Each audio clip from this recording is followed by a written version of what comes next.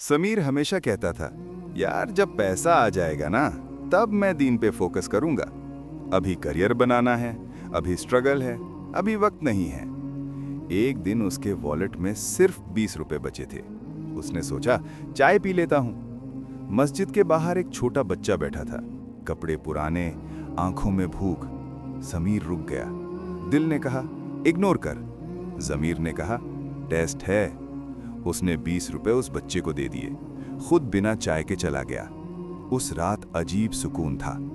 अगले हफ्ते इंटरव्यू था, जॉब मिल गई। पहली सैलरी आई तो उसने सोचा अब तो पैसा आ गया, अब देखते हैं कितना देता हूं। लेकिन इस बार जेब भरी थी, दिल हल्का नहीं था। उसने समझा अल्लाह को तुम्हारी अमीरी नहीं चाहिए, अल्लाह देख रहा होता है तुम खाली जेब में क्या करते हो। वो 20 रुपए छोटे थे, लेकिन उस दिन उसका ईमान बड़ा हो गया था।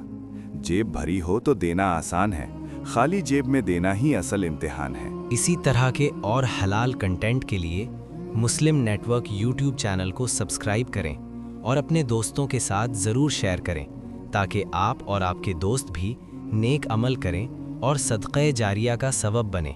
जज़ाकल्लाहु खैरा।